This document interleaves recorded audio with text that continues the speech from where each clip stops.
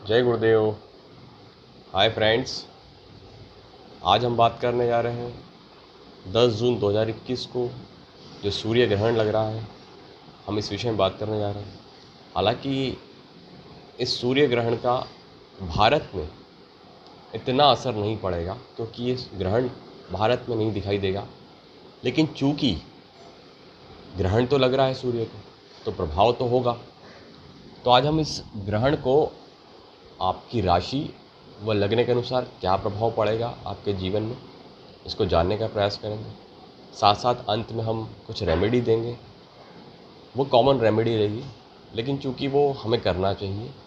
और सूर्य ग्रहण का प्रभाव चंद्र ग्रहण से ज़्यादा रहता है, क्योंकि सूर्य एक महीने एक राशि में रहता है और चंद्रमा 2.5 दिन रहता है। इसलिए ये सूर्य का कहते हैं ग्रहण लगने के 10 दिन से 15 दिन पहले से ग्रहण का इम्पैक्ट चालू रहता है और ग्रहण के 15 दिन तक रहता है।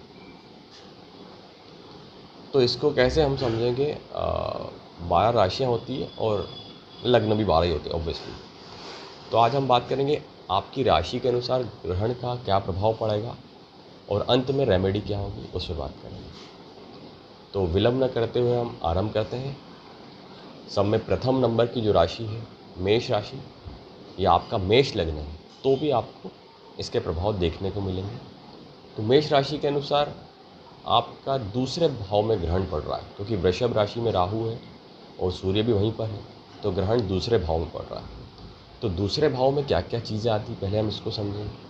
तो दूसरे भाव में आता है कुटुंब, हमारा जो परिवार है, और हमारी वेल्थ जो आती है वो सेकंड हाउस में आती है।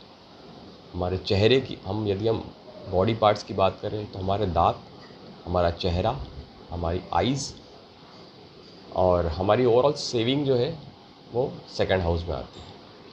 तो आपको इससे संबंधित कुछ समस्या आ सकती है जीवन में, जैसे कि आपके कुटुंब में कुछ परेशानी आ सकती है परिवार में, या आपको आँखों की समस्या आ सकती है, या आपके वेल्थ जो आपने सेविंग कर रखी वो कहीं ना कहीं खर्चा हो सकती है, आकस्मिक खर्चा हो सकता है, क्योंकि ग्रहण सेकंड हाउस में लग रहा है। आपके दांतों में कुछ समस्या आ सकती है। और ये तो बात हो गई मेष राशि वो मेष लगने वालों के लिए। तो हम आगे बढ़ते हैं और सेकंड नंबर की राशि वृषभ राशि या वृषभ लगना है, तो आपके कुंडली के प्रथम भाव में ग्रहण लग रहा है। तो प्रथम भाव होता है हमारी पर्सनालिटी, ओवरऑल बॉडी पार्ट्स में हमारा सिर होता है। तो आपको सिरदर्द की शिकायत हो सकती है, और वो भी कई बार एक हम नींद ना लेंगे पूरी, वो भी कारण हो सकता है, या हम बेवजह के विचार सोचेंगे, या हम जल्दबाजी में कोई ऐसा डिसीजन ले सकते हैं जिससे हमें नुकसान हो सकता है। तो ये भी एक कारण हो सकता है सिर दर्द का। तो हमें यहाँ पर नए डिसीजंस को लेने में रुकना चाहिए, थोड़ा डिले करना चाहिए, उसमें विचार करें, तो जल्दीबाजी में कोई डिसीजन ना लें। क्योंकि फर्स्ट हाउस हमारी पर्सनालिटी भी होती है, तो पर्सनालिटी को एक ओवर ब्लो करने के चक्कर में, बड़ा दिखाने के उसमें हम कुछ निर्णय गलत ले सकते हैं, जिससे हमारी पर्सनालिटी पे इम्पैक्ट आएगा, हमारी ओवरऑल बॉडी पे इम्पैक्ट आएगा, और हमें सिर दर्द की समस्या हो सकती है। तो यहाँ पर हमें ये प्रिकॉशन लेना चाहिए। फिर हम आगे बढ़ते हैं। तो मिथुन राशि और मिथुन लगने वालों के लिए सूर्य राहु का जो ग्रहण लग रहा है वो कुंडली के 12वें भाव में लग रहा है। तो 12वां भाव जो होता है हमारे एक्सपेंसेस, मतलब आकस्मिक खर्चे आना। 12th हाउस होता है हमारा इन्वेस्टमेंट। तो यदि आपने कोई इन्वेस्टमेंट करने का प्लान कर रहे हैं तो रुक जाए अभी, खासकर ये 15 दिन, क्योंकि उसमें नुकसान हो सकता है, आकस्मिक खर्चे हो सकते हैं, आकस्मिक लॉस जो है वो हमें हो सकता है। फिर 12th हाउस है विदेश का स्थान। तो यदि आप विदेश जाने का प्लान कर रहे हैं तो रुकना चाहिए आपको, क्योंकि वहाँ पर हमें कोई समस्या आ सकती है, खासकर डॉक्यूमेंटेशन को लेके भी हो सकती है। तो ओवरऑल 12th हाउस में ग्रहण लग रहा है, तो 12th हाउस को हम अच्छा नहीं मानते हैं। एक चीज़ है कि हम यहाँ पर हम मेडिटेशन करें तो काफ़ी अच्छा रहेगा, क्योंकि 12th हाउस ध्यान का भी है। तो हमें आइसोलेशन में जो रहते हैं तो हमें काफ़ी फ़ायदा मिल सकता है। अभी हम शांत रहें, बिल्कुल भी जल्दीबाजी ना करें किसी भी चीज़ को लेकर। फिर हम आगे बढ़ें तो कर्क राशि वालों के लिए 11वें भाव में सूर्य राहु का ग्रहण लग रहा है। 11वां भाव जो होता है रिश्तों में हमारे बड़े भाई व बहन का स्थान हो सकता है। तो हमारे बड़े भाई बहन से हमारा कुछ डिस्प्यूट हो सकता है, वाद विवाद हो सकता है, या उनको कुछ समस्या आ सकती है बड़े भाई व बहन को, क्योंकि 11वां भाव बड़े भाई बहन का होता है। फिर हमारे लाभ का स्थान है, तो यहाँ पर हमने जो एक्सपेक्ट करा था कुछ फ़ायदा होने वाला है, वो हमें हो सकता है इतना ना दिखे, और हमारी जो डिज़ायर थी, इच्छा पूर्ति होने वाली थी, वो कहीं ना कहीं अब आगे बढ़ सकती है, डिले हो सकती है। ग्रहण उसको आगे ले जाएगा, तो आपको ऐसा लगेगा कि यार मेरा जो काम अच्छा चल रहा था वो रुक क्यों गया, because of Surya Rahu is a 11th house.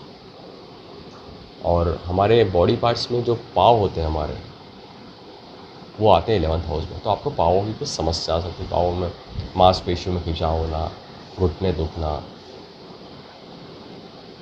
तो अब हम आगे बढ़ते हैं, तो यदि आपकी सिंह राशि है या सिंह लग्न है, तो दशम भाव में सूर्य राहु का ग्रहण लग रहा है। दशम भाव होता है हमारे वर्क प्लेस, हमारा करियर। तो यहाँ पर आपको काम संबंधित कुछ समस्या आ सकती है यदि आपकी सिंह राशि सिंह लग्न है। यदि कोई अच्छा प्रोजेक्ट आपने हाथ में आने वाला था वो डिले हो जाएगा, आगे बढ़ सकता है।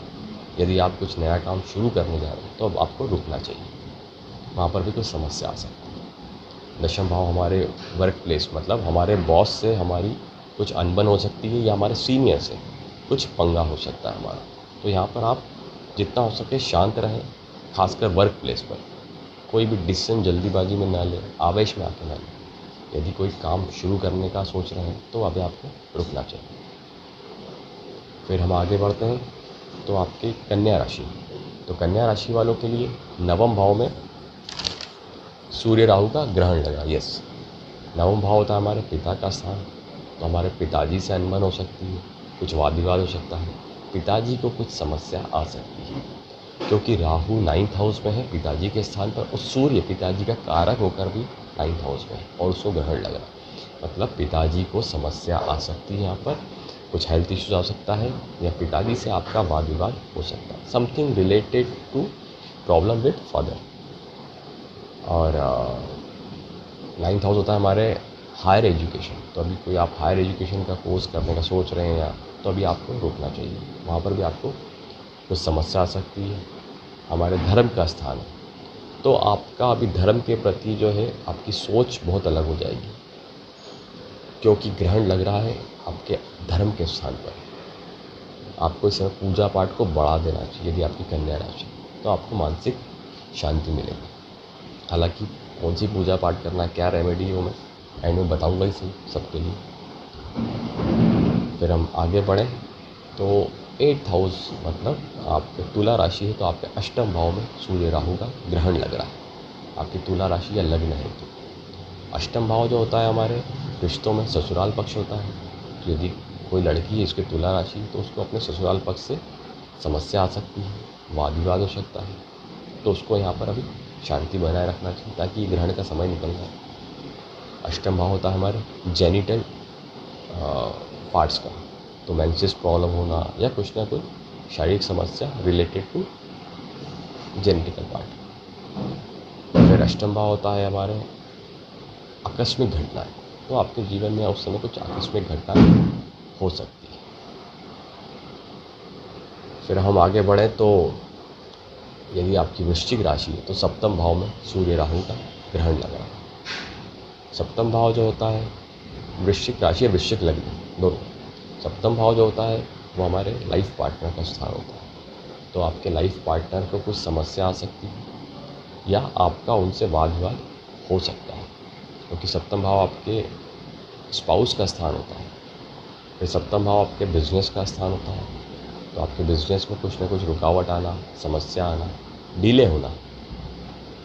फिर सप्तम भाव होता है जनता का स्थान, तो आपको जनता से कुछ ना कुछ जो आपने एक्सपेक्टेशन कर रखा था, हो सकता है वो एक्सपेक्टेशन ना मिले, या आपको धोखा मिल सकता है, या आपको जनता से कुछ ना कुछ हानि हो सकती है।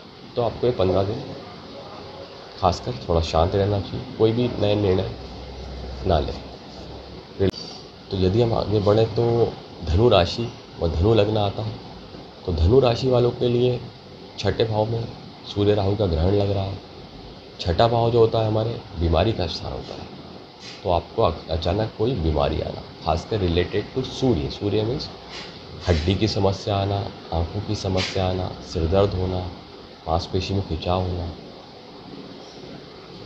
और छठा भाव जो होता है हमारे नौकरी का स्थान है, तो आपको नौकरी पर भी समस्या आती है। यदि आप जॉब कर रहे हैं तो आपको जॉब में कुछ पंगा आ सकता है, या आप जॉब के लिए ट्राई कर रहे हैं तो अभी आपकी जॉब नहीं लगेगी या उसमें कुछ रुकावट आएगी, चीज़ें आगे बढ़ेगी। छठा भाव वैसे सेवा भाव का स्थान होता है, तो इस समय हमें सेवा करना चाहिए खासकर, क्योंकि जितनी हम सेवा करेंगे तो सूर्य को बल मिलेगा और राहु कमज़ोर होगा और ग्रहण का प्रभाव भी कम होगा। तो खासकर धनु राशि वालों को या धनु लग्न वालों को तो सेवा करना ही चाहिए। छठा स्थान हमारे मामा का स्थान हो सकता है, तो मामा से दूरी या मामा को भी कोई समस्या आ सकती है या मामा से वाद विवाद हो सकता है।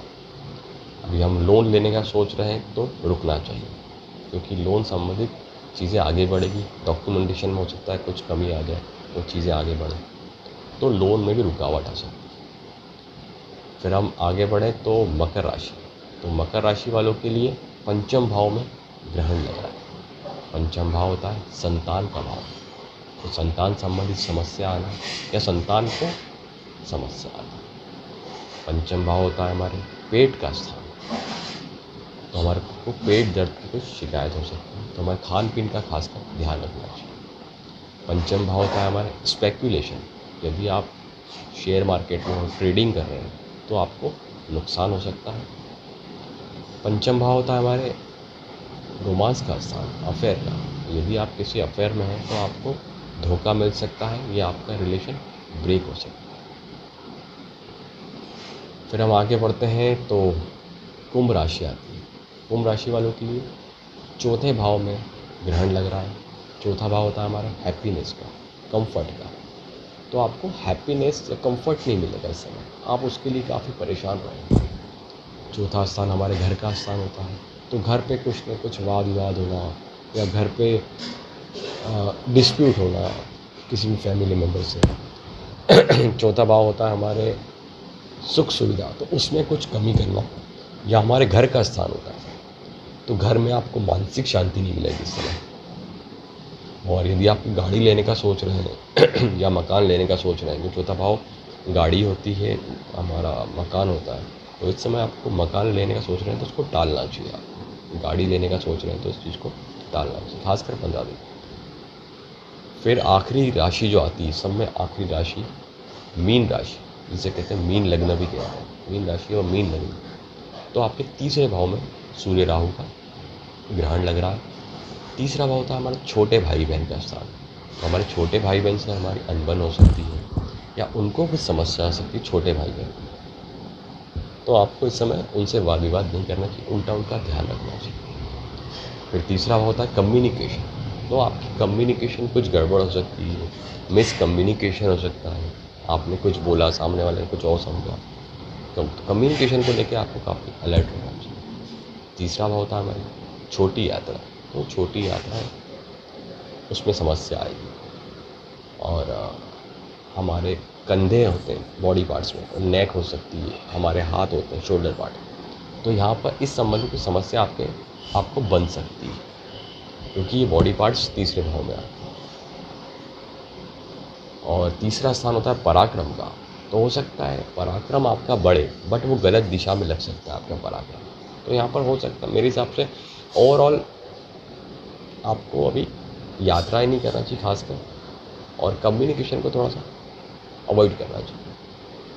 खासकर स्पेशली आप चेक कर रहे हैं, कोई मेल कर रहे हैं तो 2 बार चेक करें कि मैंने मेल पहुंची कि नहीं पहुंची, मैंने सही से टाइप करा कि नहीं, कुछ गलत टाइप तो नहीं कर दिया।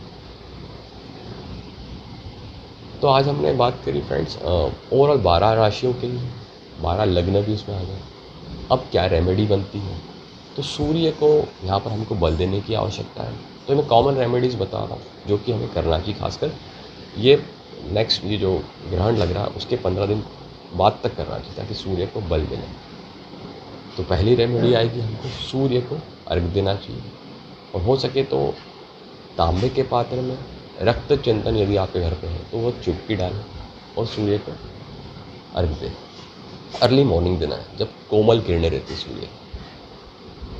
फिर सेकंड, सूर्य को बल देना है तो हमें गुड़ जो होता है वो सूर्य में आता है, तो हमें थोड़ा सा गुड़ का सेवन करना चाहिए खाली पेट सुबह सुबह। फिर सूर्य मंत्र की माला, जैसे कि ओम सूर्याय नमः, या फिर आप गायत्री मंत्र भी कर सकते हैं, वो काफ़ी पावरफुल मंत्र है।